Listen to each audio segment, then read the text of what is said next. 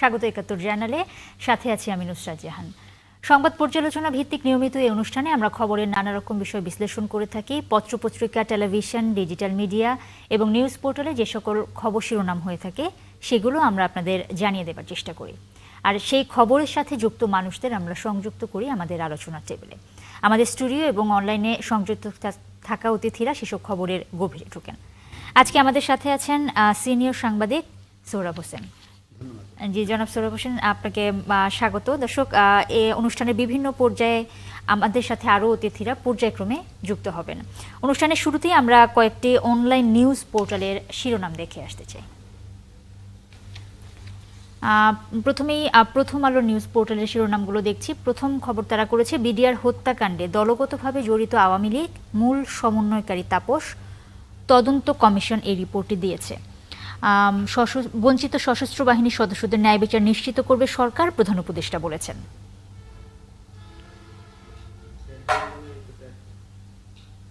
আমরা বাংলা ট্রিবিউন দেখতে পাচ্ছি। বাংলা ট্রিবিউনে বলা হচ্ছে, সাড়া দিচ্ছেন বেগম খালেদা জিয়া, অপেক্ষায় রয়েছেন নেতাকর্মীরা। সব ধরনের জ্বালানি তেলের দাম বাড়ল, এ ধরনের একটা খবর তারা করেছে। আমরা পরের খবরে যেতে চাই, bdnews24.com। এখানে আমরা দেখতে পাচ্ছি, খালেদা জিয়া অভ্যুত্থানের নেতা, জামায়াতকে নাম বদলাতে হবে, ফরহাদ মজহার আজকে এই কথা বলেছেন এবং দুর্নীতি মামলায় প্রেসিডেন্টের কাছে ক্ষমা চাইলেন নেতানিয়াহু। একটি আন্তর্জাতিক খবর করেছে তারা, সেটা শিরোনাম হয়েছে। আমরা কিছু নিউজ পোর্টালের অনলাইন নিউজ পোর্টালের খবরের শিরোনাম দেখে আসছিলাম। আমাদের সাথে আছেন সিনিয়র সাংবাদিক সোহরাব হোসেন, শুরুতেই যেমনটা বলছিলাম, এবং আপনাদেরকে যেমনটা বলছিলাম আমরা আসলে সমসাময়িক বিভিন্ন বিষয় নিয়ে এই অনুষ্ঠানে আলোচনার চেষ্টা করি। সেই হিসাবে আসলে যদি বলি যে খালেদা জিয়ার স্বাস্থ্যগত যে অবস্থা সেটা নিয়ে আসলে সবচেয়ে বেশি আলোচনা হচ্ছে এবং তারেক রহমানের দেশে ফেরার বিষয়টি নিয়ে আসলে অনেক বেশি আলোচনা হচ্ছে। তো আমরা সেই বিষয়ে যদি আসলে একটু জানতে চাই, আজকে বিএনপির ভারপ্রাপ্ত চেয়ারম্যান তারেক রহমান যদি দেশে আসতে চান তাহলে একদিনেই ট্রাভেল পাস দেয়া সম্ভব, পররাষ্ট্র উপদেষ্টা এই মন্তব্য করেছেন। সেই বিষয়ে আপনার সমস্যাটা তো শুধু ট্রাভেল পাস না, সমস্যাটা হচ্ছে তার নিরাপত্তার। এবং তারেক রহমান নিজেও বলেছেন যে মায়ের যে এই গুরুতর অসুস্থতা, এ সময় যে কোনো সন্তানের মতো তিনিও মার পাশে থাকতে চান, কাছে আসতে চান, কিন্তু তার আসার বিষয়টি তার একক সিদ্ধান্ত বা নিয়ন্ত্রণাধীন নয়। এর মধ্য দিয়ে একটি ইঙ্গিত দিয়েছেন যে তিনি বাংলাদেশে আসলে হয়তো নিরাপত্তা ঝুঁকিতে থাকবেন। এখন এই নিরাপত্তা ঝুঁকিটা দূর করার দায়িত্ব কিন্তু সরকারের, বা সরকারি ব্যাপারে পররাষ্ট্র উপদেষ্টা বলেছেন যে তার আসার ক্ষেত্রে বাধা নেই, অর্থাৎ ট্রাভেল পাস সরকার চাইলে দিয়ে দেবেন। কিন্তু সেটা সেই বিষয়ে কিন্তু তারেক রহমান ইঙ্গিত করেছে বলে মনে হয় না। প্রধান উপদেষ্টার প্রেস সচিব বলেছেন যে কোনো আপত্তি নেই তার আসার ক্ষেত্রে, অথবা কোনো বিধিনিষেধ নেই, সেটা তো সবাই জানি। বিএনপির নেতারা বহুদিন থেকেই কিন্তু বলে আসছিলেন যে তারেক রহমান শিগগিরই দেশে আসছেন। নভেম্বরের কথাও বলা হয়েছিল, এরপর ডিসেম্বরে, আবার কেউ কেউ বলেছেন যে নির্বাচনের তফসিল ঘোষণা হওয়ার পর। এর মধ্যে তো বিএনপি চেয়ারপারসন বেগম খালেদা জিয়া গুরুতর অসুস্থ হলেন এবং চিকিৎসক এবং দলের পক্ষ থেকে বলা হয়েছে তার অবস্থা সংকটাপন্ন। এই অবস্থায় বাইরে নেওয়ার চিন্তা, কিন্তু তার শারীরিক অবস্থা যে পর্যায়ে, সেখানে বাইরে নেওয়া সম্ভব নয় এখন। সেক্ষেত্রে তারেক রহমানের দেশে ফিরে আসাটাই সবাই প্রত্যাশা করেন এবং তিনি নিজেও চান, কিন্তু কেন আসতে পারছেন না, এই প্রশ্নটা কিন্তু নানা মহলে, রাজনৈতিক মহলে ঘুরপাক খাচ্ছে। এবং তাহলে তিনি তো একটি বিশেষ পরিস্থিতিতে চলে গেছিলেন এবং আমরা তো অনেকেই ভেবেছিলেন যে 24শে জুলাই অভ্যুত্থানের পর তারেক রহমানের দেশে আসার ক্ষেত্রে যে বাধা ছিল, যে ভয় ছিল, আর সেটি হয়তো কেটে গেছে। কিন্তু এখন দেখা গেল 15 মাস পরও সেই বাধাটি কেটে যায়নি। আচ্ছা, এই বিষয়ে আসলে কেন বাধা কেটে যায়নি বা সমস্যা কোথায়, সেটা নিয়ে আমাদের সাথে অনলাইনে আমাদের অতিথিরা যুক্ত হয়েছেন, তাদের কাছ থেকে আরো বিস্তারিত একটু জানবো। আমাদের সাথে আছেন ফজলে হুদা বাবুল, বিএনপি মনোনীত প্রার্থী, নওগাঁ ৩ এবং যুগ্ম সাধারণ সম্পাদক, কৃষক দল কেন্দ্রীয় কমিটি, এবং রয়েছেন ব্যারিস্টার ডক্টর নাজিব মোমেন, জামায়াতের মনোনীত সংসদ সদস্য প্রার্থী, পাবনা ১ থেকে তিনি। আমরা একটু শুরুতেই ফজলে হুদা বাবুল আপনার কাছে আসতে চাই। আমরা কথা বলছিলাম যে তারেক রহমানের ফিরে আসার বিষয়ে। আজকে পররাষ্ট্র উপদেষ্টা বলেছেন যে তিনি যদি ফিরে আসতে চান তাহলে একদিনেই ট্রাভেল পাস দেওয়া সম্ভব। আসলে তারেক রহমান শিগগিরই দেশে ফিরে আসবেন এমন একটা কথা কিন্তু হচ্ছে বেশ কয়েক মাস ধরেই, কিন্তু কবে ফিরে আসবেন এ ধরনের কোনো নির্দিষ্ট তারিখ দেয়া হচ্ছে না। দলের পক্ষ থেকে কি আসলে এর কোনো মতামত রয়েছে কিনা যদি বলেন।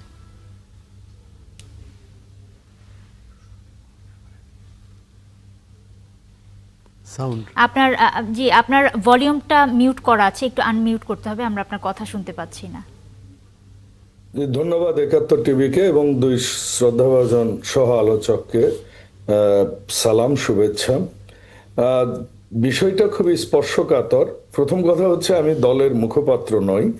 দ্বিতীয় কথা হচ্ছে হ্যাঁ, দলের একটা পদে আছি এবং দলের একটা আসনের আমি মনোনীত প্রার্থী আগামী ত্রয়োদশ সংসদ নির্বাচনে। এটা বিষয়গুলো এত জটিল নয়, আবার অনেক জটিলও, যেটা সৌরভ ভাই খুব ক্লিয়ারলি বলেছেন। আসলে যে ম্যাডাম খালেদা জিয়া তো কোনো স্বাভাবিক সাধারণ যেনতেন মানুষ নয় এদেশের, জনাব তারেক রহমানও ঠিক তেমনটি। এই দুজন খুব অতি গুরুত্বপূর্ণ মানুষ। একজন হচ্ছে যিনি ছোট ছোট বাচ্চাকে নিয়ে বাংলাদেশের মুক্তিযুদ্ধকালীন সময়ে কিরকম একটা স্ট্রাগল করেছেন তার স্বামীকে যুদ্ধক্ষেত্রে পাঠিয়ে, তারপর স্বামীহারা মানুষ কিভাবে তার স্বামীকে হারিয়েছেন, ছোট ছোট বাচ্চাদের নিয়ে রাজপথে কিভাবে সংগ্রাম করেছেন, এগুলো হয়তো অনেক সময় ভাঙা রেকর্ড মনে হতে পারে, বাট এই বাস্তবতাগুলা কিন্তু অস্বীকার করবার নয়। তারপর কি হয়েছে, জনাব তারেক রহমান তার বাবাকে হারিয়েছেন ছোটবেলায়, মাকে দেখেছে নির্যাতিত হতে, তার আপন ছোট ভাইকে দেখেছেন কিভাবে নিঃশেষ হয়ে গেছে, তার জানাজায় তিনি আসতে পারেননি। যারা এটা নিয়ে অন্যরকমের কথা বলছেন, বিশেষ করে সোশ্যাল মিডিয়ায়, কিংবা অতি সহজভাবে বলছেন যে এটা তো কোনো বিষয় না, আমাদের তো কোনো বাধা নিষেধ নেই, কিংবা ট্রাভেল পাস অ্যাপ্লিকেশনের 24 ঘন্টার মধ্যে দিয়ে দেওয়া হবে, এই জিনিসগুলো এত সোজা নয়। কারণ জনাব তারেক রহমানের বাবা, তারেক রহমান এমন একজন মানুষ যার বাবা এদেশের মুক্তিযুদ্ধের ঘোষক, যার বাবা এদেশের সেক্টর কমান্ডার, যার বাবা একজন বীর উত্তম, যার বাবা একজন প্রেসিডেন্ট, যার মা 3 বারের প্রধানমন্ত্রী, যিনি একটা বাংলাদেশের গুরুত্বপূর্ণ মধ্যপন্থী দলের নেতৃত্ব দিচ্ছেন দীর্ঘদিন থেকে। পরিস্থিতিগুলো এত সরল সমীকরণ নয়, যেটা তার স্ট্যাটাসে খুব স্পষ্ট না হলেও আমার মনে হয় খুব গোছানোভাবে বলা হয়েছে। আর যদি একজন লেম্যানের মতো বলি, সাধারণ নাগরিক হিসেবে যদি বলি, সরকার কেন এরকম ঘোষণা দিচ্ছেন না, প্রধান উপদেষ্টা বা প্রশাসনের পক্ষ থেকে কিংবা সামরিক বাহিনীর পক্ষ থেকে যৌথ বিবৃতি, উনি এই দেশে আসুক, ওনার সমস্ত দায় দায়িত্ব, ওনার নিরাপত্তা আমরা নিব, এই সরকার নিবে, এটা বললে তো হয়ে যায়। সেটা না বলে এই যে এমনভাবে তার উপর দোষ চাপানো হলো যে যেন তিনি ইচ্ছে করে আসছেন না। তার যদি স্ট্যাটাসটা পড়া হয়, মার স্পর্শ একটা সন্তান কিভাবে নিতে চায় এটা আমরা জানি। আমরা আন্দোলনের মধ্যে আমরা দেখেছি আমাদের কত কর্মী এটা করেছে। আপনি দেখেছেন তারেক রহমান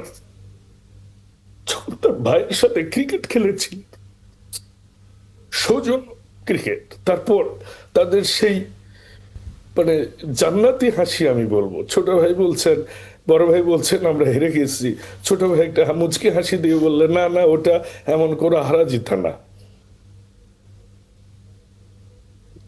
বাপকে হারিয়েছে, ছোট ভাইকে হারিয়েছে। আর উনি তো ব্যক্তি তারেক রহমানও না, উনি এদেশের তারেক রহমান, উনি সর্ববৃহৎ একটা দলের উনি প্রতিনিধিত্ব করেন। উনি এই দলটাকে গুছিয়ে নিয়েছেন, এই দলটাকে উনি নেতৃত্ব দিয়েছেন, তৃণমূল থেকে উনি তৈরি করে এসেছেন। উনি তো বলেছেন আমি একটা স্মৃতি আমার কেন চোখে পানি আসছে আমি বলি আপনাকে। 2017 সালে আমি যখন ওনার সাথে দেখা করি, আমি ওনার সামনে যখন বসেছি, উনি আমাকে প্রথম প্রশ্ন করলেন, ঈদের মধ্যে কেন এলেন? আপনার বাবা মার সাথে ঈদ করতেন? আমি বললাম আমার বাবা নেই, মা আছেন। আমি যখন পাল্টা ওনাকে বললাম, আপনিও তো আপনার মার সাথে ঈদ করতে পারছেন না। ওনার আবেগটা আমি নিজের চোখে দেখেছি। মিডিয়াতে আমরা অনেক কিছু বলতে পারি, ওই যে আছে না যে মার চেয়ে মাসির দরদ অনেক বেশি। তারেক রহমান একটা মায়ের সন্তান, যে সন্তান তার বাল্যকালে তার বাবাকে হারিয়েছে, যে সন্তান তার মার তিলে তিলে মৃত্যু দেখছে, যে সন্তান তার ভাইকে হারিয়েছে, তারপরও কিন্তু তারেক রহমানের হাজার হাজার কর্মী বাহিনী আছে, এই দেশ আছে, দেশের স্বাধীনতা সার্বভৌমত্ব আছে। উনি ইচ্ছে করলেই যে কোনো সিদ্ধান্ত নিতে পারছেন না, এটা কি সরকারের বোধগম্য এখন হয়নি? শুধু ট্রাভেল পাস দিয়ে সরকার খালাস হতে চান? আমাদের দেশে গত 1 বছরে কতগুলো হত্যাকাণ্ড হয়েছে, কতগুলো নারী ধর্ষিত হয়েছে, দেশের ল অ্যান্ড অর্ডার কিরকম অবস্থায় আছে? সরকার কেন খোলাসা করে স্পষ্ট করে স্টেটমেন্ট দিয়ে বলছে না যে আমরা সরকার থেকে এটা বলছি? একটা প্রেস সচিব একটা স্টেটমেন্ট দিয়ে দিল যে আমাদের কোনো বিধিনিষেধ নেই, আর একটা পররাষ্ট্রমন্ত্রী পররাষ্ট্র উপদেষ্টা কি ফ্যাসিস্ট হাসিনার সময় এই দেশের হাসিনার দোসর ছিলেন না? এই পুলিশের যারা এখন আছেন, পুলিশের তো খোদাবক্স মৃধা তো একজন, উনি আপাদ মস্তক হচ্ছে জিয়া পরিবারের এন্টি মানুষ। কিসের ভরসায় তারেক রহমান এদেশে আসবে, এই ভরসাটুকু কি সরকার দিতে পেরেছেন এখন পর্যন্ত? যে সন্তান তার মাকে দেখতে পাচ্ছেন না, সে দুঃখ করছেন যে আমি এই মুহূর্তে মার স্পর্শ নিতে পারছি না, সেই সন্তানের পক্ষে দাঁড়াচ্ছে না এ দেশ। আর সেই দেশে তারেক রহমান, অনেকে বলছেন, হ্যাঁ অনেকে বলে বেড়াচ্ছেন, সোশ্যাল মিডিয়া দেখছি যে উনি তো লাইফ রিস্ক নিয়ে আসবেন, উনি তো এত ভয় করলে তো হবে না। তারেক রহমান তো ভাই শুধু সন্তান না, তারেক রহমান তো মায়ের সন্তান শুধু না, তারেক রহমান বাংলাদেশ জাতীয়তাবাদী দলের এখন পরিচালক। জাতীয়তাবাদী দল উনি যেভাবে গুছিয়েছেন, অনেকে বলে জামিমা রহমান নিবেন, অনেকে বলেন যে জুবাইদা রহমান নিবেন, ঠিক আছে, কিন্তু এর মানেটা তো এইটুকু নয় যে তারেক রহমান বিগত 17 বছরে তিলে তিলে যেভাবে দলটা গুছিয়েছেন, ওনারা এসেই ওই দলের হাল ধরবেন। তার মানে কি এই জাতি চাচ্ছে যে ম্যাডাম খালেদা জিয়ার যে অবস্থা হয়েছে, ককুর যে অবস্থা হয়েছে, তারেক রহমানের যে অবস্থা হয়েছে, সোশ্যাল মিডিয়ায় যারা তাকে নিয়ে বিভিন্ন ট্যাগ দিয়ে কথা বলছে, মায়ের চেয়ে মাসির দরদ হওয়াটা বেশি না? কারণ তারেক রহমান হচ্ছে বেগম খালেদা জিয়ার সন্তান, তার কি আর বেশি কেউ ম্যাডাম খালেদা জিয়াকে দেখতে চাইবে না? এটাই সত্য, এটাই পৃথিবী জন্ম থেকে হয়ে এসেছে। আমরা এই বিষয়ে আরো কথা বলবো, আমাদের হয়ে পড়েছিলাম না জি অবশ্যই আমরা আসলে এই বিষয়ে আরো কথা বলবো। একটা বিরতির সময় হয়েছে। ব্যারিস্টার ডক্টর নাজিব মোমেন, আপনিও থাকুন আমাদের সাথে, আমরা বিরতির পর আবারও এসে কথা বলবো। দর্শক, 71 জানুয়ারি একটা বিরতির সময় হলো, কিছুক্ষণ পর আবারও ফিরব। আমাদের সাথে দুজন অতিথি আছেন। আমরা একটু ব্যারিস্টার ডক্টর নাজিব মোমেনের কাছে যেতে চাই। তিনি জামায়াতের মনোনীত সংসদ সদস্য প্রার্থী পাবনা 1 থেকে। আপনার কাছে একটু জানতে চাই, জামায়াতে ইসলাম দাবি করেছে জাতীয় নির্বাচনের আগেই গণভোট দিতে হবে, এবং আরেকটি বিষয় হচ্ছে শীঘ্রই ইসলামী 8টি দলের সাথে আরও দল যুক্ত হচ্ছে। এখন প্রশ্ন হচ্ছে, গেজেট আকারে এরই মধ্যে আসলে প্রকাশ হয়ে গেছে যে গণভোট নির্বাচনের দিনই হবে। এখন আপনারা বলছেন এই গেজেটটা পরিবর্তন করে গণভোট নির্বাচনের আগে দিতে হবে। এই বিষয়ে আপনাদের অবস্থান বা কিসের ভিত্তিতে আসলে এটা চাচ্ছেন, যদি একটু পরিষ্কার করে বলেন। ধন্যবাদ আপনাকে। আসলে বিষয় যেটা আমরা আগের থেকে আশঙ্কা প্রকাশ করছিলাম, যে গণভোট এবং জাতীয় নির্বাচন যদি একই দিনে হয়, তাহলে গণভোটের বিষয়টা আসলে চাপা পড়ে যাচ্ছে এবং যাবে, এইটা ইনএভিটেবল। আমরা দেখছি এটাই হচ্ছে। দলগুলা যখন নির্বাচনের জন্য ক্যাম্পেইনে নামছে, তারা কিন্তু জাতীয় নির্বাচনের ক্যাম্পেইনে নামছে, এবং ইলেকশন কমিশন সহ সরকার যেভাবে ইলেকশনটাকে ফ্যাসিলিটেট করছে, এখানে আপনার জাতীয় নির্বাচনটাই এখানে প্রায়োরিটি পাচ্ছে। অথচ গণভোটের বিষয়টা যদি চাপা পড়ে যায়, তাহলে গোটা নির্বাচনী প্রক্রিয়া সহ আপনার এই যে ইন্টারিম গভর্নমেন্ট, তৎপরবর্তী সংসদের যেটা হচ্ছে, সেখানে গণপরিষদের যে ক্ষমতা দেওয়া হয়েছে, নতুন সংবিধান প্রণয়ন থেকে শুরু করে অন্যান্য যে বিষয়গুলো রয়েছে, জুলাইয়ের সনদ বাস্তবায়ন, সবকিছু কিন্তু প্রশ্নের মুখোমুখি হয়ে দাঁড়াচ্ছে। তো এই কারণে আমরা কিন্তু বলছি আমাদেরকে রিথিঙ্ক করা উচিত যে এই গণভোটের বিষয়টা, এটাকে আগে নিয়ে আসা যায় কিনা, হুইচ ইজ কোয়াইট পসিবল। এখনো গ্যাজেট করা হয়েছে, গ্যাজেট সংশোধন করা যায়। গ্যাজেট সংশোধন করে যদি আগে গণভোটটা চলে আসে, তাহলে এই জাতীয় নির্বাচনের প্রক্রিয়াটাও আমি মনে করি স্মুথ হবে। এখানে জনগণের মধ্যে কোনো কনফিউশন থাকবে না। আমরা অলরেডি এটা যেটা বেশ কয়েকবার আলোচনায় এসেছে, যে যে 4টি প্রশ্নে গণভোট হচ্ছে, এটা ইটসেলফ কোয়াইট কমপ্লিকেটেড। এই ইস্যুটা একটু জটিল ইস্যু। তার উপরে যদি আপনার জাতীয় সংসদ নির্বাচনটা একই সাথে হয়, তাহলে এটা গণভোটের বিষয়টা মাঠে মারা যাচ্ছে। এখন যেটা প্রয়োজন সেটা হলো গণভোটের ইস্যুটাকে জাতীয় নির্বাচন থেকে পৃথক করা, এবং সম্ভব হলে গণভোটটা আগে করে আমাদের এই যে জুলাইয়ের বিপ্লব, এই যে এই ইন্টারিম গভর্নমেন্ট, এই লিগ্যাল যে ভিত্তিগুলো আছে এইগুলাকে সুদৃঢ় করা। দেখেন, এই যে গণভোট সংক্রান্ত যে অধ্যাদেশটা জারি হয়েছে, এবং তার আগে জুলাই সনদ নিয়ে যে গণভোটের বিষয়ে গ্যাজেট আকারে যে সিদ্ধান্তটা পাবলিশ হয়েছে, এখানে দেখেন সংবিধানের কোনো ধারাকে কিন্তু কোট করা হয়নি। What does that mean? এইটার মানে হলো গণভোটটা হচ্ছে on the basis of people's aspiration. একটা যে বিপ্লব হলো, এই বিপ্লবটাকে গণভিত্তি দেওয়ার জন্যই গণভোটটা হচ্ছে। এখন বিপ্লব পরবর্তীতে একটা নির্বাচিত সরকার হবে। সেই সরকারের নির্বাচন পদ্ধতি অবশ্যই একটা জাতীয় নির্বাচন। আপনি বিপ্লবটাকে যদি গণভিত্তি না দেন, এই সংবিধানের যে সমস্ত চেঞ্জেস গুলো আসতেছে, এই সংবিধানের আন্ডারে যদি আমাদেরকে ইলেকশন করতে হতো, 2029-এ আমাদেরকে ইলেকশন করতে হতো, সেই ইলেকশনটাকে কিন্তু আমরা 4টা বছর আগিয়ে নিয়ে আসছি। এটা সংবিধানের কোনো ধারাকে মেনটেন করে হচ্ছে না।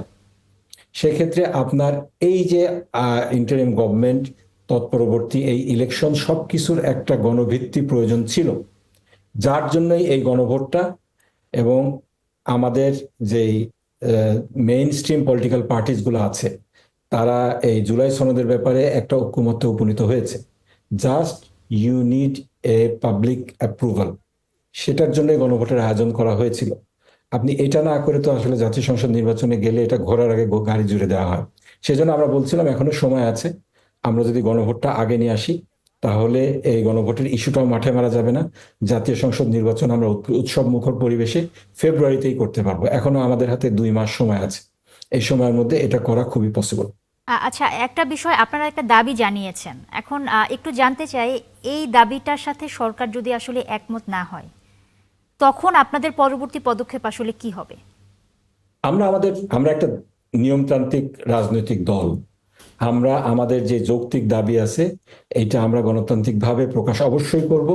এই জন্য আমরা এই দাবিটা আদায়ের জন্য যত গণতান্ত্রিক পদ্ধতি রয়েছে, সকল পদ্ধতি অবলম্বন করে করব। কিন্তু জামাত কোনো হঠকারী দল না। আমরা এটার জন্য যে একেবারে বাংলাদেশের সকল কিছু উড়ায় দেব কেউ যদি মনে করে, তাহলে এটাও ঠিক না। আমরা এই ধরনের কোনো ভায়োলেন্ট ওয়েতে যাব না।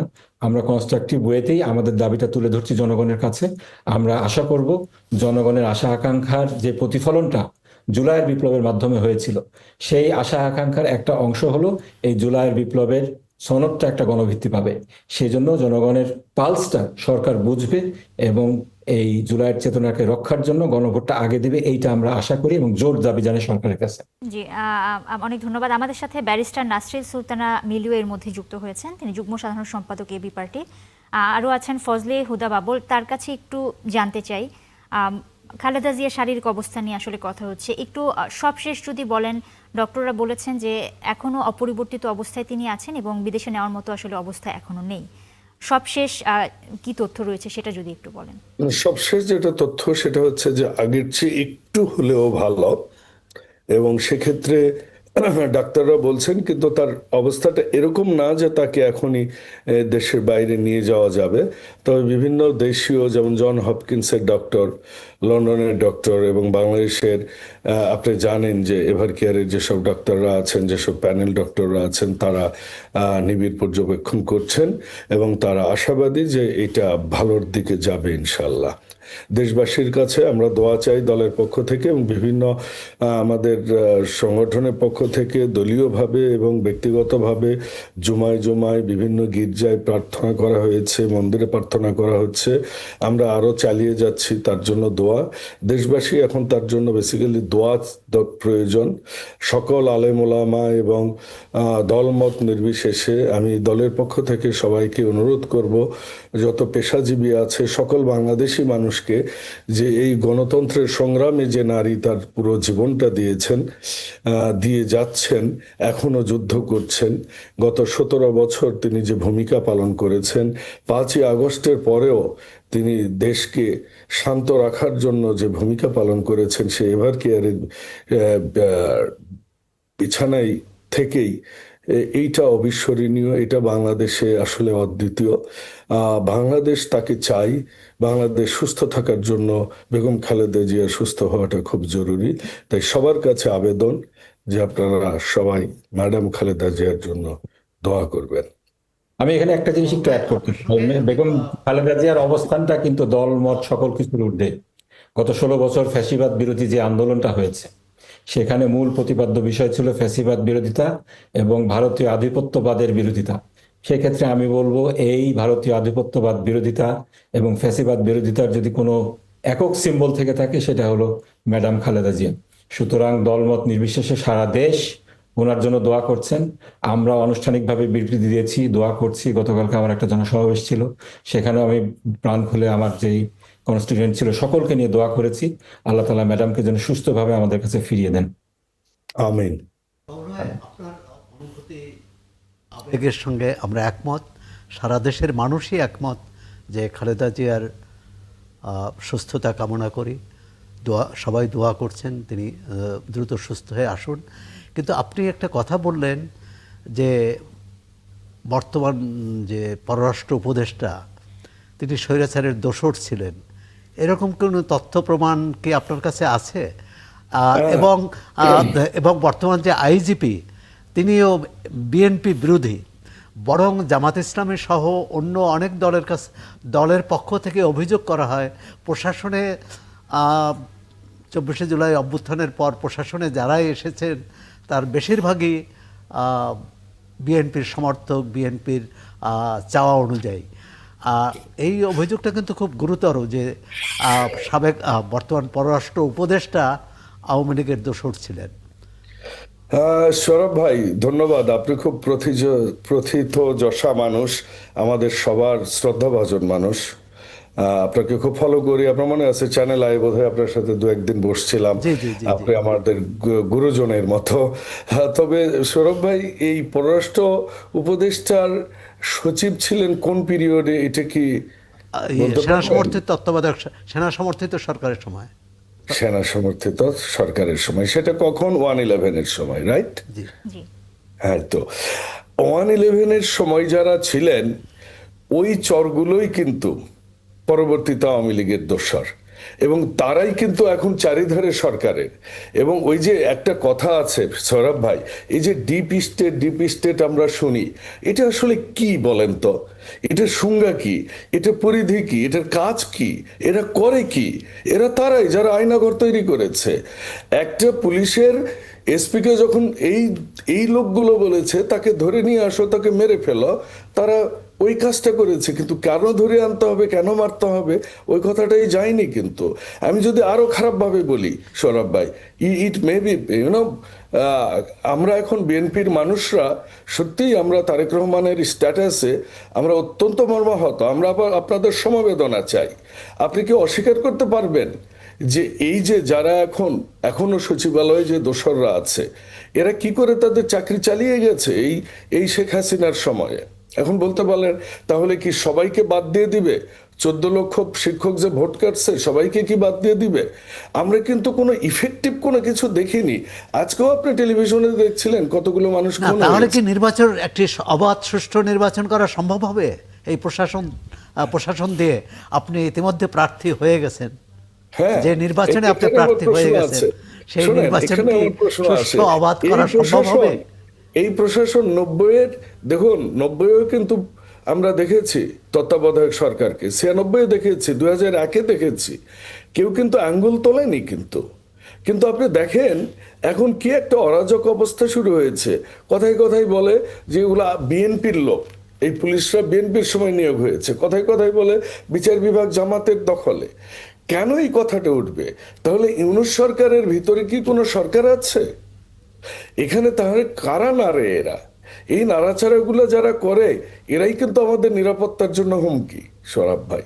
এটাই কিন্তু আমরা আজকে বলছি। তারেক জামায়াতের পক্ষ রহমানের থেকেও আসলে স্টেটমেন্ট কিন্তু বলা হয়েছে সেইটাই।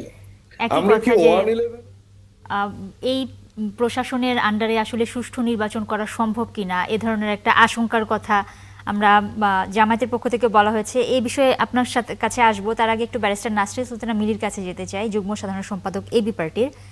আপনার কাছে যদি একটু জানতে চাই, যে আশঙ্কাটা আসলে করা হচ্ছে, আইন শৃঙ্খলা পরিস্থিতি এখন যেমন, বা যে প্রশাসনে এখন যাদেরকে নিয়োগ দেওয়া হয়েছে বা যারা আছেন তাদের আন্ডারে কি আসলে একটা ভালো নির্বাচন আপনি আশা করেন? আপনাদের দলের অবস্থানটাও সাথে যদি একটু বলেন। জি, আসসালামু আলাইকুম, ধন্যবাদ। আমাদের সকল যারা আলোচক আছেন এবং যারা শুনছেন সবাইকে আরেকবার সালাম জানাচ্ছি। এখানে একটু আমি ওনাদের কথার প্রেক্ষিতে একটু বলি। ওনারা বলছেন যে আইজিপি হলো বিএনপি বিরোধী। তো এই কথাটাতে আসলে প্রথমত রং। কেন আমাদের আইজিপি বিএনপি পক্ষেও বা হতে হবে কেন? আমরা Exactly. চাবো একজন আমি এগ্রি যোগ্য লোক। করি। না না, আমরা চাবো একজন যোগ্য লোক যে সবাইকে সার্ভ করতে পারে। এটা কার বিরোধী কার পক্ষে এটা কিন্তু তার প্রধান পরিচয় হতে পারে না। Exactly. এটা হলো আমরা সবসময় চাবো যে উনি আইজিপি, আমি অযোগ্য মনে করেছি, কিন্তু উনি আইজিপি উনি বিএনপি বিরোধী, এটা কোনো ক্রাইটেরিয়া হতে পারে না। নাসরিন আপা, এক মিনিট, আমি জি, কিন্তু জি, ওইটাই আপা, বলেছি ভাই, আমি যে আপনার সময় কিন্তু বলিনি, তত্ত্বাবধায়কের আমাকে সময় একটু কিন্তু বলতে এরকম দেন। কথা না না, আসেনি। আমাকে একটু শেষ করতে দেন। এই ক্রাইটেরিয়া যেটা বারবার, যেটা আমাদের পক্ষ থেকেও বলা হচ্ছে যে প্রশাসনের সব বিএনপির লোক বসে আছে, এই জায়গাগুলো তো আমাদের প্রথমত এই জায়গাগুলোই কিন্তু রং, দ্য ওয়ে উই সি। এই এবং একদম যে ভুল বলছেন তা না, কিন্তু এইখানে কিন্তু আপনার যখন আপনার পদায়ন হচ্ছে, পোস্টিং হচ্ছে, তখন কিন্তু ওইখানে ওই যে আমরা দেখি যে লেখা থাকে ওই রিকমেন্ডেশনে যে উনি বিএনপির পক্ষের লোক অথবা জামাতের পক্ষের লোক। এইভাবে কেন পোস্টিং হবে? আমরা যদি 2024-এর এত রক্তক্ষয়ের পরেও ওই সিস্টেমটা থেকে বের হয়ে আসতে না পারি, আমরা যদি একজন লোকের শুধু যোগ্যতা, যে তার পোস্টিং এর উপরে লেখা থাকবে উনি যোগ্য কারণ এইরকম যদি আমরা জায়গায় পৌঁছাতে না পারি, তাহলে কিন্তু আপনি একটা ভালো নির্বাচন কারোর জন্য আশা করতে পারেন না। আমাদের দলের জন্য না, অপর দলের জন্য না, সব দলের জন্য একটা ভালো নির্বাচন হবে যখন যোগ্য এবং যারা আইন শৃঙ্খলা পরিস্থিতি কন্ট্রোল করতে পারবেন। কে কার পক্ষে এটা এখন মেইন কথা না। এখন মেইন কথা হলো আইন শৃঙ্খলা পরিস্থিতি কন্ট্রোলে নেই। এখন যদি এখনই কন্ট্রোলে না থাকে, আমরা কি একটা free, fair and violence free election পাবো কিনা?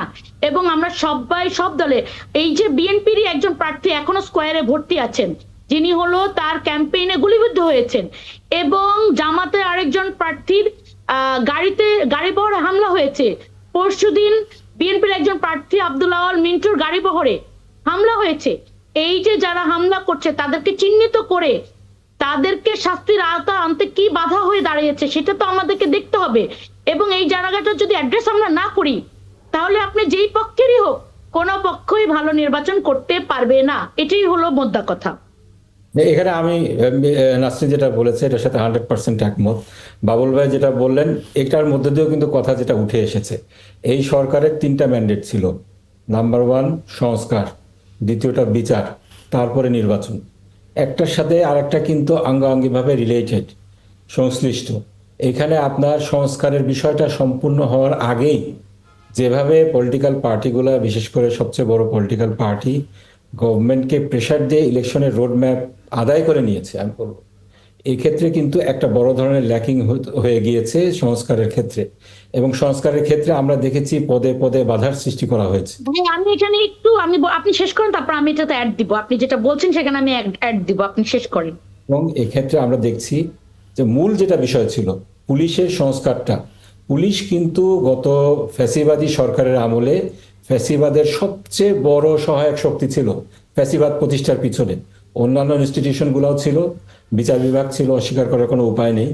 কিন্তু পুলিশ বিভাগ যেভাবে ফ্যাসিবাদকে ফ্যাসিলিটেট করেছে, সমর্থন জুগিয়েছে, শিকড় গেড়ে বসতে দিয়েছে, এই পুলিশ প্রশাসনকে কোনোই সংস্কার ছাড়া, যারা পালিয়ে গেছে তারা তো পালিয়ে গেছে, দু একজনকে ধরে বিচারের মুখোমুখি করা হয়েছে সেটাও ঠিক, কিন্তু এটার দরকার ছিল একটা আমূল সংস্কার, সেটা হয়নি। বরং আমি বলবো বিচার বিভাগেরও সংস্কার যেটা দরকার ছিল সেটাও হয়নি। বিচার বিভাগে আপনার যারা ফ্যাসিবাদীর দোসর অ্যাপিলেট ডিভিশনের বিচারপতিরা ছিলেন তাদেরকে চলে যেতে বাধ্য করা হয়েছে, ঠিক আছে, কিন্তু পরবর্তীতে নিয়োগগুলা কিভাবে হয়েছে? এটা কি যোগ্যতার ভিত্তিতে হয়েছে?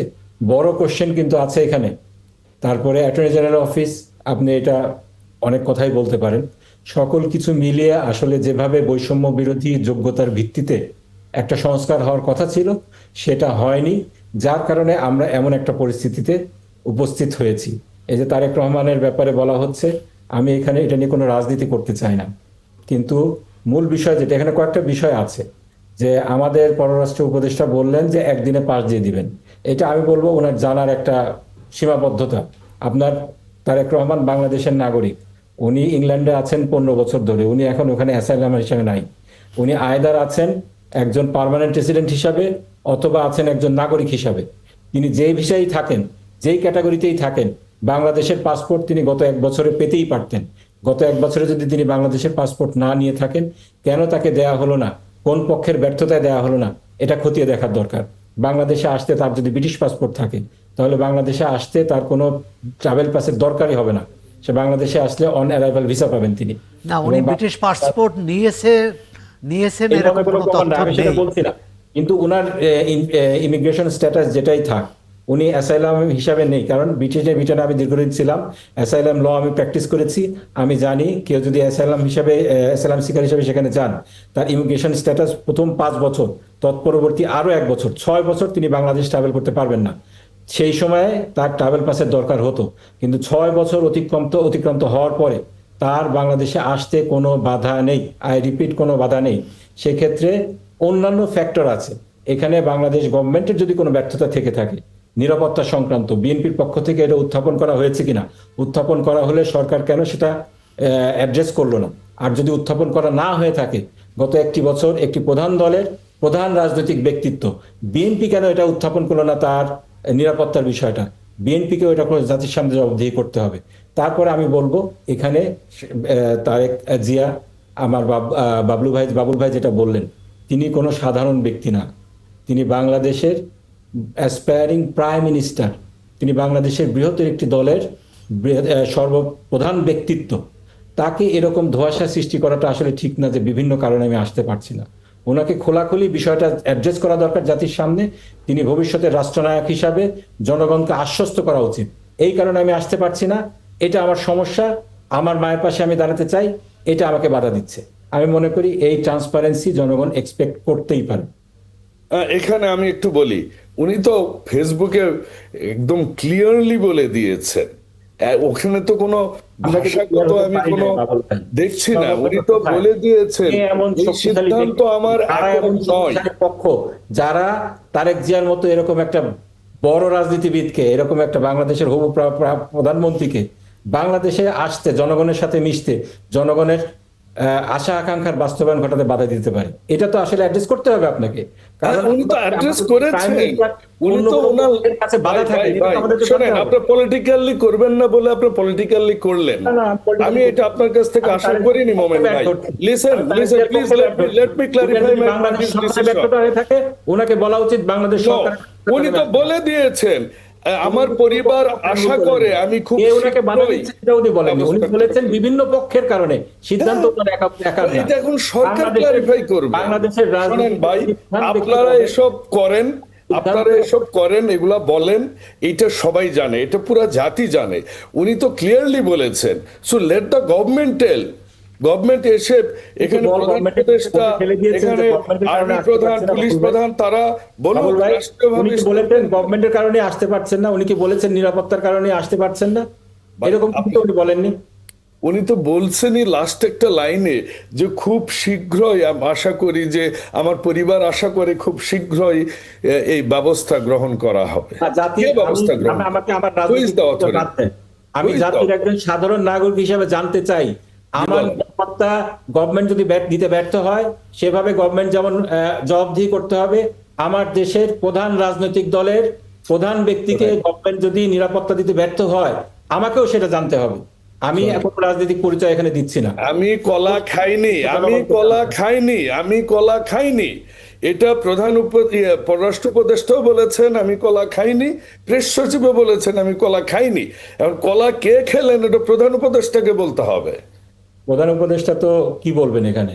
যে যদি নাই হয় ওনারা রেসপন্ড করলেন কেন? ওনার তো রেসপন্ড করেছেন ওনাকে আরো হেয় করার জন্য, বিএনপিকে হেয় করার এটা জন্য। বলার জন্য রেসপন্ড No, করেছেন no, no, no. বলে আমি এটা মনে তো করি। উনি ক্লিয়ারলি বলে দিয়েছেন হোয়াটস দ্য প্রবলেম।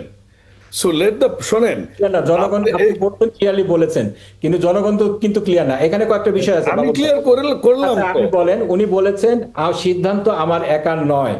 ইয়েস, ওনার একার নয়, এটা কার কার সিদ্ধান্ত এটা তো ওনাকে বলতে হবে। উনি এটা বলেননি। এইখানেই কিন্তু আমাদের জনগণের সমস্যা, কারণ জনগণ এমনিতেই ইনসিকিউর।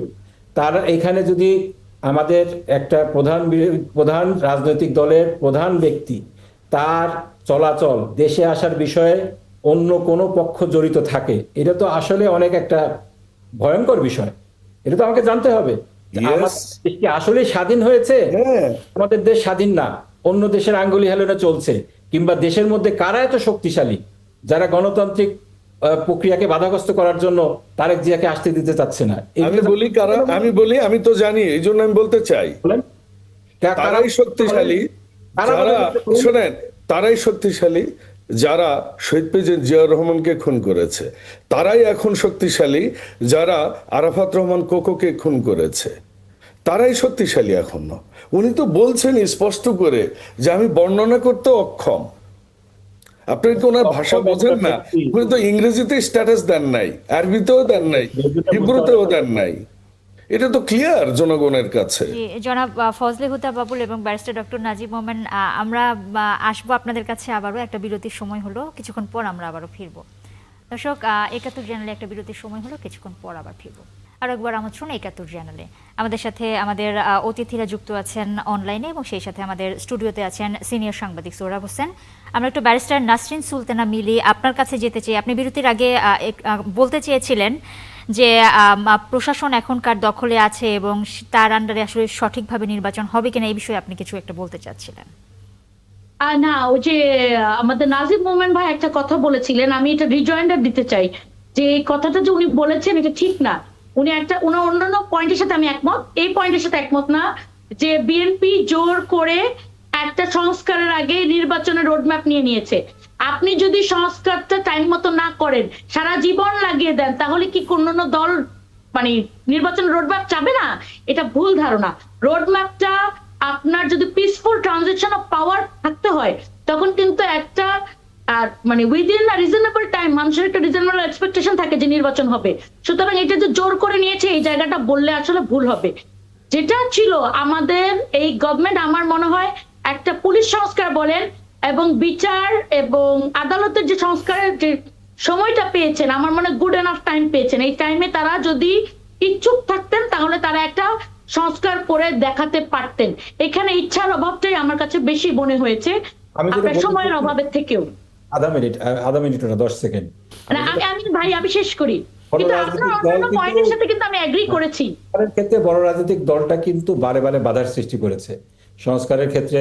বিভিন্ন সময় আন্দোলন হয়েছে প্রেসিডেন্টকে সরানোর জন্য, তারপরে সংবিধানের সংস্কারের বিষয়ে, তারপর ঐক্যমত্যের জুলাই সনদের ব্যাপারে, এইগুলোর ব্যাপারে বারে বারে বাধার সৃষ্টির কারণে একটা ডিলে কিন্তু হয়েছে। এইটা কিন্তু অনস্বীকার্য, এটা আমি বলতে চেয়েছিলাম। হ্যাঁ, ওইটা একটা ডিফারেন্ট। আপনার কনসেনসাস কমিশনে ওনারা বাধা প্রদান করেছে, কিন্তু পুলিশ সংস্কার কিন্তু কনসেনসাস কমিশনে আসেই নাই। পুলিশ সংস্কারটা একেবারেই কনসেনসাস কমিশনে আসে নাই। আপনার নারী সংস্কার কমিশন আসেনি। প্রসেসেস নারী কমিশন আসে না, সংস্কার ঐক্যমত্য কমিশন নারী আসে নাই। বিষয়ক সংস্কার নারী কমিশন সংস্কার আসেনি, ঐক্যমত্য কমিশন আসে স্থানীয় নাই। সরকার প্রেস কমিশন এবং আসেনি, প্রেস এবং মিডিয়াতে শ্রম ঐক্যমত্য সংস্কার কমিশন আসে আসেনি। নাই। এগুলি এটা আপনার অন্তর্বর্তী সরকারের হাতেই ছিল, এবং তারা ইচ্ছা করলে এতদিনে আমি কালকেই প্রথম আলো রিপোর্টটা পড়ছিলাম যে পুলিশ যে সংস্কারটা করতে চাচ্ছে, আমলাতান্ত্রিক জটিলতায় সেই সংস্কারটাও হচ্ছে না, এবং পুলিশের যে মহাপরিদর্শক উনি হতাশা ব্যক্ত করছেন যে এইটা এখন আমলাতান্ত্রিক যে জটিলতা পড়ে যাচ্ছে, যতটুকু ওনারা আশা করছেন ততটুকু মনে হয় আর হবে না। সুতরাং এইটা কিন্তু আপনার ঐক্যমত্য কমিশন এবং বিএনপির দিকে ঠেলে দিলে হবে না। হ্যাঁ, বিএনপি যেটা সত্যি কথা, তারা অনেকগুলা একদম ভাইটাল পয়েন্ট ঐক্যমত্য কমিশনের নোট অফ ডিসেন্ট দিয়েছেন, এবং তারা আমাদের রিফর্ম যে যে প্রস্তাবগুলো ছিল 166টা প্রস্তাবে, সেখানে আপনার সংখ্যাগত দিক থেকে মনে হবে বেশি নোট অফ ডিসেন্ট না, বাট আচ্ছা, অ্যাকচুয়ালি যেটা একদম ভাইটাল পয়েন্টে নোট অফ ডিসেন্ট দিয়েছেন এই সেই বিষয়গুলো জায়গাটা নিয়ে ঠিক আছে। আমাদের আসলে বিস্তর আলোচনা হয়ে গেছে, আমাদের সময়ের স্বল্পতার কারণে আমরা একটু অন্য প্রসঙ্গে এবার যেতে চাই। একটু বিডিআর বিদ্রোহ বিষয় নিয়ে তাদের প্রতিবেদন আজকে জমা দিয়েছে ডক্টর মোহাম্মদ ইউনূসের কাছে, এই বিষয়ে একটু জানতে চাই। আমি প্রথমেই ফজলে হুদা বাবুল আপনার কাছে জানতে চাই যে এই প্রতিবেদনটা জমা দেওয়া হয়েছে, সেখানে বলা হয়েছে বিডিআর হত্যাকাণ্ডে দলগতভাবে আওয়ামী লীগ জড়িত ছিল এবং মূল সমন্বয়কারী ছিল তাপস। এই বিষয়ে আপনার মতামত আগে একটু জানতে চাই। ধন্যবাদ। মমিন ভাই বলেছেন যে আমাদের কারণে সবকিছু ডিলে হয়েছে, এগুলা রেসপন্ড অনেকভাবে হয়েছে। I don't want to go all this, এবং এটা রাজনৈতিক একটি স্টেটমেন্ট উনি দিবেন, এটা খুবই ন্যাচারাল। তো আপনার বিডিআর বিদ্রোহ নিয়ে আমি কথা বলতে চাই, এবং এখানে আমি সংযুক্ত করতে চাই তারেক রহমানের ইস্যুটা অ্যাজ ওয়েল। দেখুন, এইটাই হচ্ছে বাংলাদেশের দুর্ভাগ্য। সে কারণে তারেক রহমান বলছেন সবার আগে বাংলাদেশ। যে দেশে একটা দেশের ভিতরে ঢুকে আরেকটা মানে স্বাধীন দেশ আরেকটা স্বাধীন দেশের ভিতরে ঢুকে এইসব কর্মকাণ্ডের সাথে যেখানে সম্পৃক্ত থাকতে পারে, এমন একটা পরিস্থিতি এদেশে হয়, এটার এক্সাম্পল আছে অলরেডি। এবং ধন্যবাদ যিনি করেছেন এই এটা, উনি একসময় বর্ডার গার্ডের বা তখনকার বিডিআর এর প্রধান ছিলেন, খুবই দক্ষ মানুষ। আমাদের সামনে তথ্য এসেছে, এটা অনেকেই জানতেন, এটা চাওয়ার হয়তো আমি আমি আমি শিওর সৌরভ ভাইরা যারা সিনিয়র জার্নালিস্ট আছেন বাংলাদেশের, যারা পড়ালেখা করা, তাদের মধ্যে সৌরভ অন্যতম, উনিও জানেন এই বিষয়গুলো। এগুলো আজকে ফর্মালি এসেছে এবং আমরা এটাকে স্বাগত জানাই, এবং এর ভিত্তিতে আমরা আগামীতে বিচারটা দেখতে চাই। এবং তার মানে আবার এটা না যে এই বিচার না হলে নির্বাচন হবে না, পিআর গেল, এখন হচ্ছে কি একই দিনে না করে আরেক দিনে এইসব কাহিনী করে জামাত আসলে যে লেন্দি করতে চায় তাদের ক্ষমতার বলয়টা। কারণ জামাত এই মুহূর্তে যেসব সুযোগ সুবিধা ফ্যাসিলিটি এদেশে পাচ্ছে, যেরকমটা তাদের মানে চলন ভলন এদেশে, এইটা বোধহয় বিগত 55 বছরে তারা সেই স্বাদ পায়নি। এই স্বাদটা তারা আসলে প্রলম্বিত করতে চান বলে আমি মনে করি। কাজেই বিচার তাদের হোক, এটা আমি, এবং সেই সুবিচার দেশবাসী দেখুক, যাতে ভবিষ্যতে এরকম ঘটনা না ঘটে। এবং এই বিডিআর বিদ্রোহেও আমার পরিবারও ক্ষতিগ্রস্ত, আমারও এক ভাই দীর্ঘদিন জেলে ছিলেন। তো এই যে একটা আমরা একটা পেলাম, এটা যেন শেষ না হয়, এটার যেন ফাইনাল বিচারে দেশবাসী দেখতে পায়, এটাই আমার প্রত্যাশা। ভাই, আপনার সাথে একটু যোগ করতে চাই। সেটি হচ্ছে যে যে রিপোর্টটা আমরা পেলাম 71 টিভিতে, যেটা বললেন আপা, যেটা উপস্থাপনা করলেন, তাতে কিন্তু বিষয়টা পরিষ্কার হয় না। দল হিসাবে আওয়ামী লীগ জড়িত, কিন্তু এর নাটের গুরু হচ্ছেন বা মাস্টার মাইন্ড হচ্ছেন ফজলে নূর তাপস। মানে আওয়ামী লীগ নেতৃত্বে তার অবস্থানটা কতটা। আওয়ামী লীগ তো একটা বড় দল, তার প্রধান ছিলেন শেখ হাসিনা এবং এখনও প্রধান, আর এই সরকার ছিলেন, সরকারের মন্ত্রীরা ছিলেন, কিন্তু তাদেরকেও কারো নাম আমরা সামনে দেখলাম না যে ফজলে নূর তাপস। আবার আপনি যে বললেন বাইরের শক্তি থাকলে অবশ্যই নিন্দনীয়, অবশ্যই সেটা প্রতিরোধ করা উচিত এবং সেটা মোকাবেলা করা উচিত। যে বিষয়টি হচ্ছে এই বাইরের বিষয়টি স্পষ্ট করেছে কিনা আমি জানি না, আর সম্ভবত করেনি। কারণ এর আগে 21 আগস্ট গ্রেনেড হামলা নিয়ে যে বিচার বিভাগীয় কমিশন হয়েছিল, জয়নাল আবেদিন কমিশন, 1 সদস্য বিশিষ্ট, সেখানেও বাইরের কথা বলা হয়েছিল, যে বাইরে থেকে, এবং সেখানে ইঙ্গিত দেওয়া হয়েছিল যে দেশটি 71-এ মুক্তিযুদ্ধে সহায়তা করেছে সেই দেশটি এই ঘাতকদের পাঠিয়েছে বা তাদের প্ররোচনাই হয়েছে। এখন সেই রিপোর্ট কি বিশ্বাসযোগ্য হয়েছে? তা আমরা এমন রিপোর্ট চাই, এমন প্রতিবেদন চাই, এমন তদন্ত চাই যেটি সময়ের পরীক্ষায় উত্তীর্ণ হবে। সেই জয়নুল আবেদিন কমিশনের রিপোর্ট কিন্তু উত্তীর্ণ হয়নি। কারণ আজকে যে ফজলুর রহমান কমিশন যে রিপোর্ট দিলেন সেটি 20 বছর পর দেখা যাবে যে সেটি উত্তীর্ণ হয় কি হয় না। ব্যারিস্টার ডক্টর নজিবা মোমেনের কাছ থেকে একটু সৌরভ ভাই, আমি একটু তথ্য দিতে চাই, কারণ প্রথম আলোটা আমার সামনে। আজকের এই রিপোর্টে এখানে বৈঠকের কথা বলা হয়েছে। the commission also said it found involvement of several leaders of the outstated Bangladesh Awami League government, including Sheikh Hasina, as well as indications of India's connection to the incident. So ইন্ডিয়ার নাম এসেছে। আচ্ছা, নাম এসেছে, আমি বাংলায় পড়েছিলাম, ওখানেও আমি ইঙ্গিতে রিপোর্টটা- নাম এসেছিল, কিন্তু যেখানে শেখ হাসিনা জড়িত, সাবেক প্রধানমন্ত্রী বা দলীয় প্রধান, সেখানে মাস্টারমাইন্ড কি করে ফজলে নূর তাপস হয়? তাহলে তো ওই নেতৃত্ব থাকে না। অথবা তাদেরকে পেছনে রেখে আড়াল করে ফজলে নূর তাপসই এটা করেছে, এটা কি মনে হবে? ডক্টর নজিব যদি এই আড়াল বিষয়ে করে কিছু না, আড়াল করে না। এখানে আপনার আওয়ামী লীগের যে ফ্যামিলি ডাইনেস্টি, এটা ডাইনামিক্স তো বুঝতে হবে আপনাকে। এটা আপনার শেখ ফ্যামিলির একটা আপার হ্যান্ড সব সময় ছিল। আপনারা শুনেছেন ওই সময় স্বরাষ্ট্র প্রতিমন্ত্রী ছিলেন সোহেল তাজ, তার পদত্যাগের পিছনেও শোনা যায় একজন প্রভাবশালী শেখ ফ্যামিলির লোকের ইনভলভমেন্ট পাওয়া যায়, শোনা যায় আর কি। তো এখানে আপনার আওয়ামী লীগের কমান্ড স্ট্রাকচার কি ছিল, সেটার কারণে আপনি ফজলুল তাপস সেখানে কোথায় ফিট ইন করে, তার কারণে সে মাস্টারমাইন্ড হতে পারে কি পারে না, that's a question of fact. আমি মনে করি এই কমিশন কিন্তু থরলি ইনভেস্টিগেট করেছে এবং তারা দীর্ঘ সময় নিয়েছে। প্রথম আলো রিপোর্টে এখানে কিন্তু পরিষ্কারভাবে বলা হয়েছে কারো কারো টেস্টিমনি তারা 8 ঘন্টা ধরেও শুনেছেন, তারপরে তারা একটা ফাইন্ডিংস দিয়েছেন। এটাকে আপনি যদি ওই কারণে চ্যালেঞ্জ করেন, এটা মনে হয় এটা টেকে না। কারণ ফজলুল তাপসের পরবর্তীতে আমরা যে ভূমিকাগুলো দেখেছি, তিনি ঢাকার মেয়র ছিলেন ঢাকার মেয়র ছিলেন, এবং অত্যন্ত প্রভাবশালী একজন সদস্য ছিলেন আওয়ামী লীগের এবং সরকার, ব্লাড ফ্যামিলি, ব্লাড একদম ফ্যামিলি, রয়্যাল ফ্যামিলির লোক, ডাইরেক্ট রয়্যাল ফ্যামিলি। সেখানে ওনার ইনভলভমেন্টের কথা এসেছে। এইগুলা কথাগুলো আমি কোনো যেগুলো- চ্যালেঞ্জ করছি না, আমি প্রশ্ন রাখছি এটা যে নতুন না। আমাদের যে তদন্ত কমিশন, তদন্ত তার পরিণতিটা কি হয়, আমরা সেটা জানতে চাই। এর আগেও তো সেজন্যই বললাম বর্তমান যে পরিণতিটা বর্তমান বিচার হওয়া উচিত। বর্তমান যে স্বরাষ্ট্র উপদেষ্টা, তার নেতৃত্বে কিন্তু একটি কমিটি হয়েছিল। বর্তমান স্বরাষ্ট্র উপদেষ্টার নেতৃত্বে একটি কমিটি হয়েছিল এবং তারা তদন্ত করেছেন এবং তারা তদন্ত রিপোর্ট জমা দিয়েছেন।